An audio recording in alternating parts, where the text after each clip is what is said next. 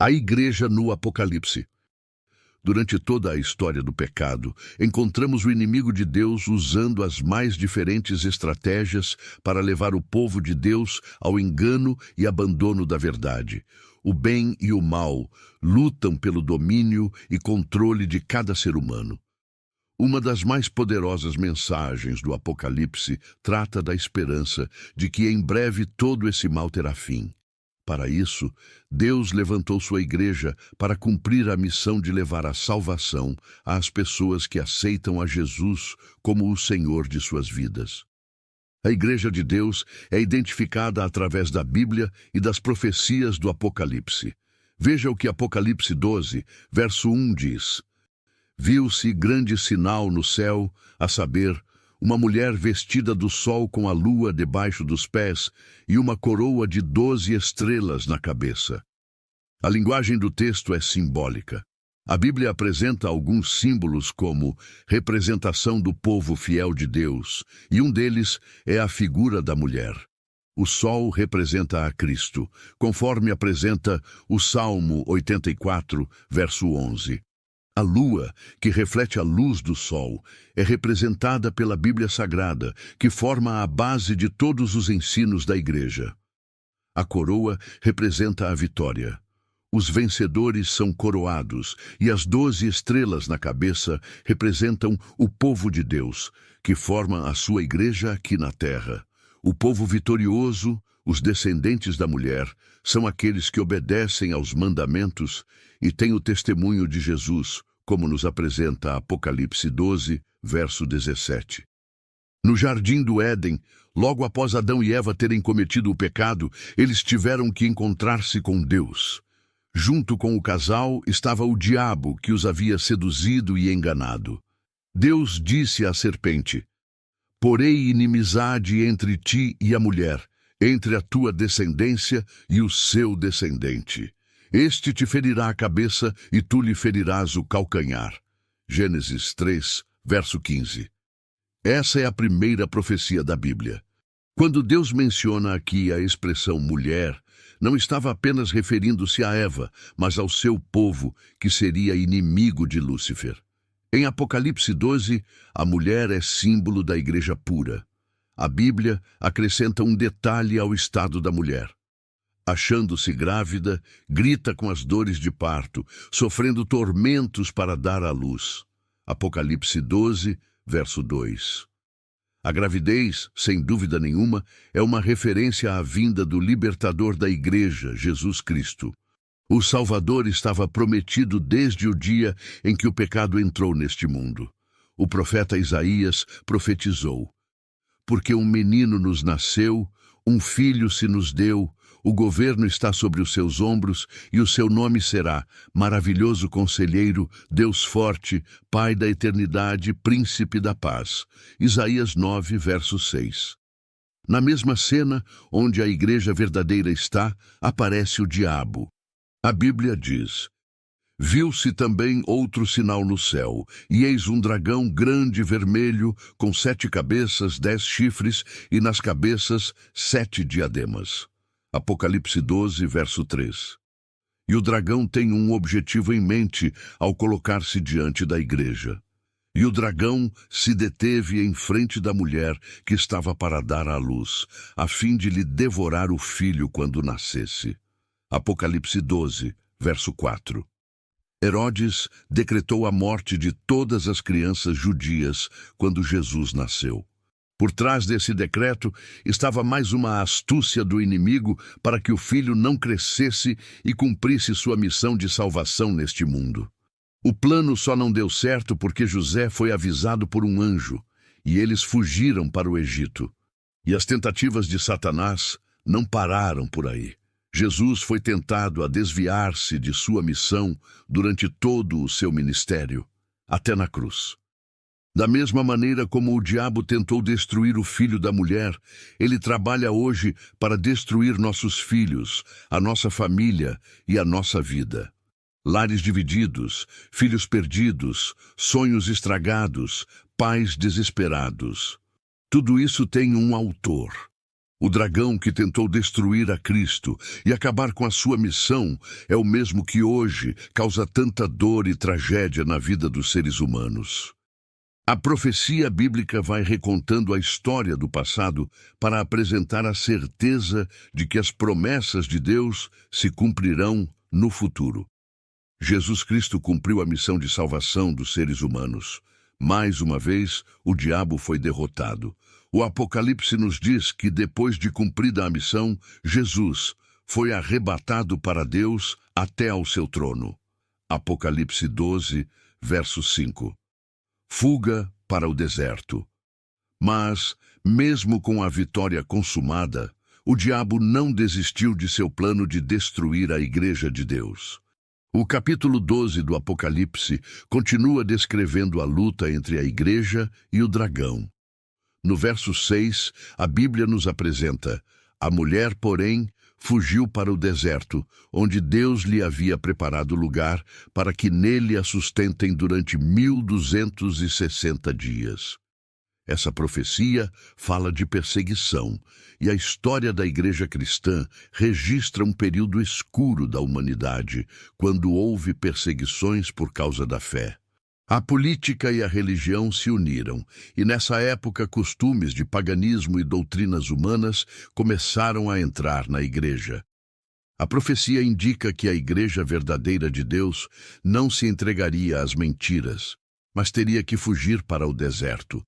Nesse período, os fiéis cristãos não podiam se reunir publicamente porque seriam mortos.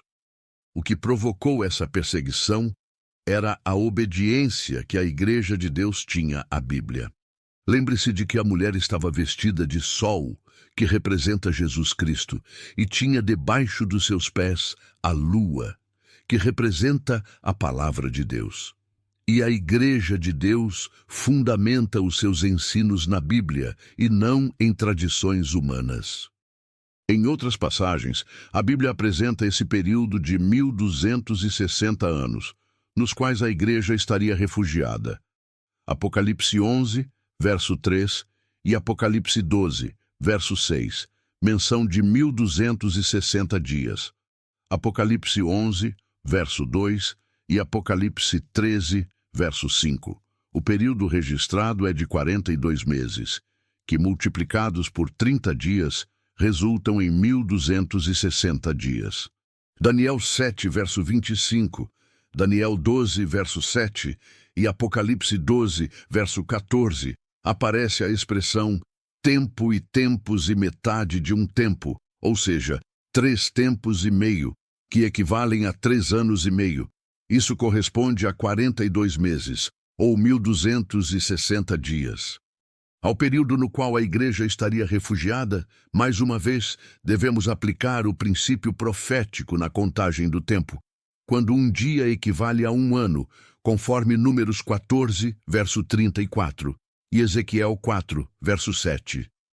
Não é nenhuma coincidência, mas existe na história um período de exatamente 1260 anos de perseguição religiosa, que começou em 538, com o edito do imperador de Roma Oriental, Justiniano. Depois de derrotar os ostrogodos, povo germânico da Escandinávia, ele decretou que o bispo de Roma teria preeminência sobre os bispos das outras cidades, pelo fato de Roma ser a capital do império e dominar o mundo político na época. A Igreja, então, persegue aqueles que se negavam a lhe obedecer cegamente. Houve a chamada Santa Inquisição, que impedia as pessoas de lerem e estudarem a Bíblia. Isso acontecia para que as pessoas não percebessem os erros que estavam dentro da própria Igreja. Instrumentos de tortura foram criados para infligir sofrimento àqueles que se recusavam a aceitar as falsas doutrinas. Nesse período, a Igreja de Deus precisou se retirar e buscar refúgio no deserto.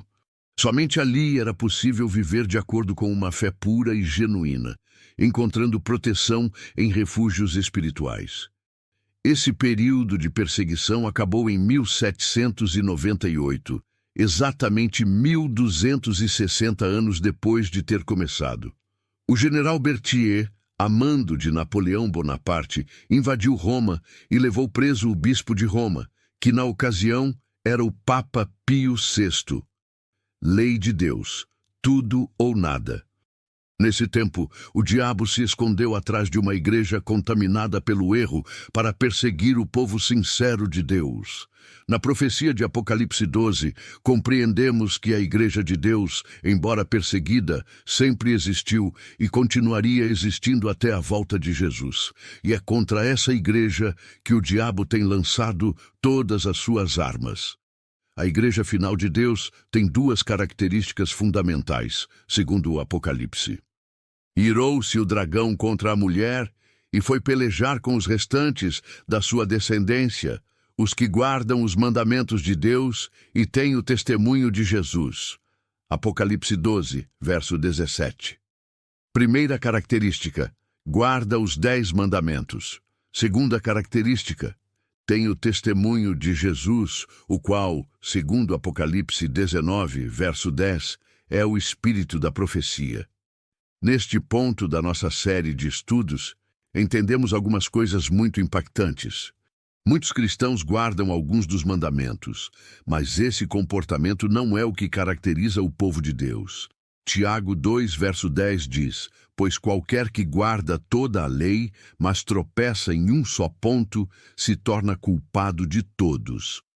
Para Deus, ou são os 10, ou nenhum. Obedecer à lei é ser fiel aos 10 mandamentos. Se um cristão decidir ser fiel em apenas 9, para Deus, é como se não obedecesse a nenhum. Quando o assunto é a lei, não existe meio termo. Quando Jesus esteve aqui, declarou em seu Sermão do Monte que não veio à terra para abolir a lei, nem sequer alterar seus detalhes. Mateus 5, versos 17 e 18. Não podemos demonstrar que realmente possuímos a fé de Jesus se nos opomos à observância da lei ou aceitamos a modificação de alguns de seus mandamentos. Há uma versão dos 10 mandamentos, amplamente ensinada, que difere dos mandamentos escritos em Êxodo 20, versos 3 a 17. Por exemplo, o mandamento que proíbe a adoração ou veneração de imagens de escultura foi removido. Além disso, o mandamento referente ao sábado foi alterado para o domingo. Para manter o número total de mandamentos, o 10º foi dividido em 2, ambos tratando sobre a cobiça. Verdades restauradas pós-deserto. A Igreja de Deus voltou do deserto após 1798, porque muitas verdades precisavam ser restauradas. Durante o período em que esteve no deserto, Deus levantou homens dedicados que buscavam a verdade e enfrentavam os falsos ensinos da igreja dominante. Muitos deles foram excomungados e assassinados pela Inquisição.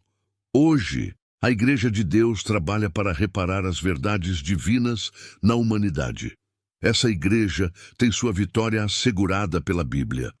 O Apocalipse apresenta o segredo da vitória. Eles, pois, o venceram por causa do sangue do Cordeiro e por causa da palavra do testemunho que deram, e mesmo em face da morte, não amaram a própria vida. Apocalipse 12, verso 11. Somos salvos pela fé na graça salvadora de Jesus. É Ele quem nos resgata. Na mesquita de Jerusalém, há uma inscrição que diz: aquele que quer vir a mim deve primeiro tornar-se limpo. Maomé. Um homem mortal, exigindo que outros homens mortais se purifiquem antes de se aproximarem dele. Cristo, de maneira diferente, nos convida a sermos purificados nele. Ele não nos limpa para que continuemos em rebelião, mas espera de nós fidelidade e lealdade. O historiador latino Suetônio conta a história de um soldado que foi convocado a comparecer perante um tribunal, o qual pediu a César que fosse com ele para defendê-lo.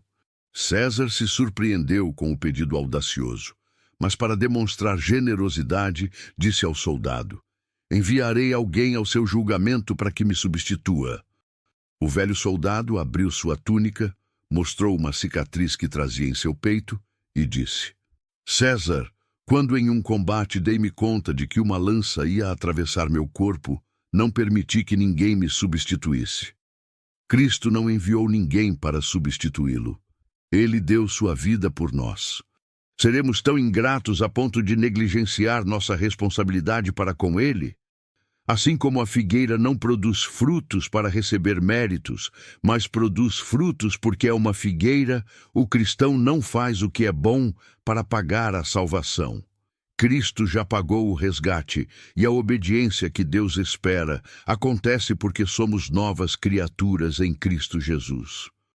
Com base nos últimos estudos que fizemos, a Bíblia apresenta claramente quais são as principais características da igreja verdadeira. São elas: primeiro, surgiria como organização após os 1260 anos no deserto. Ou seja, depois de 1798, conforme Apocalipse 12, versos 6 e 14. Segundo, surgiria do movimento de 1844, de acordo com Daniel 8, versos 12 a 14. Terceiro, resultaria do desapontamento ocorrido em 1844, predito em Apocalipse 10, de maneira semelhante ao surgimento da igreja cristã após o desapontamento da cruz. Quarto, preservaria as verdades apostólicas contidas na Bíblia, tendo a fé de Jesus, como está escrito em Apocalipse 14, verso 12. Quinto, guardaria os 10 mandamentos de Deus, inclusive o 4º mandamento sobre o sábado, conforme Apocalipse 12, verso 17, Apocalipse 14, verso 12 e Êxodo 20, versos 3 a 17. Sexto, teria o espírito da profecia, conforme Apocalipse 12, verso 17 e Apocalipse 19, verso 10. Sétimo, proclamaria as 3 mensagens angélicas do tempo do fim, de acordo com Apocalipse 14, versos 6 a 12. Oitavo, seria um movimento mundial, levando a mensagem a toda nação, tribo, língua e povo, segundo Apocalipse 10, verso 11. Nono, ensinaria que a salvação é alcançada unicamente pela fé em Cristo Jesus, pregando o Evangelho eterno, segundo Apocalipse 14, verso 6 e Apocalipse 1, verso 5. Apesar do profundo respeito que as pessoas sinceras presentes em todos os grupos religiosos merecem, temos que reconhecer que a única igreja que cumpre esses 9 pontos é a Igreja Adventista do Sétimo Dia. Talvez você esteja pensando assim: você diz isso porque é adventista. Não, é exatamente pelo contrário. Eu sou adventista do sétimo dia por causa da verdade que a Igreja Adventista prega e ensina. Ovelhas em outros apriscos. A verdade deve ser levada ao maior número de pessoas. Tudo o que você ouviu até aqui não deve ficar apenas para você. Leve para outras pessoas. Distribua esse material. Ainda existem muitas pessoas sinceras que precisam ouvir o que a Bíblia tem a dizer. Disse Jesus: ainda tenho outras ovelhas, não deste aprisco. A mim me convém conduzi-las. Elas ouvirão a minha voz. Então haverá um rebanho e um pastor. João 10, verso 16. Jesus está lhe convidando a fazer parte de sua igreja aqui na terra. Esse é um convite de amor e um enorme privilégio. E o que deve fazer os que aceitam ser parte da igreja de Deus? Veja o conselho de Pedro. Ouvindo eles estas coisas, compungiu-se-lhes o coração e perguntaram a Pedro e aos demais apóstolos: que faremos, irmãos? Respondeu-lhes Pedro: arrependei-vos e cada um de vós seja batizado em nome de Jesus Cristo, para a remissão dos vossos pecados, e recebereis o dom do Espírito Santo. Atos 2, versos 37 e 38. O batismo é o sinal da aceitação das verdades de Deus em sua vida. É o símbolo do novo nascimento, do começo de uma nova vida. Essa é uma decisão pessoal que ninguém pode tomar em seu lugar. Jesus entregou-se por você. E agora, o que você fará? Quero neste momento orar por você e por sua decisão. Ore comigo. Senhor, estamos em um ponto crucial na nossa série de estudos sobre o Apocalipse. Já conseguimos identificar a tua igreja neste mundo, e agora eu quero entregar esta pessoa que ora comigo nas tuas mãos, pedindo forças para ela fazer o que é certo, abandonar as tradições e viver de acordo com a tua vontade. Precisamos do teu poder na nossa vida, em nome de Jesus. Amém.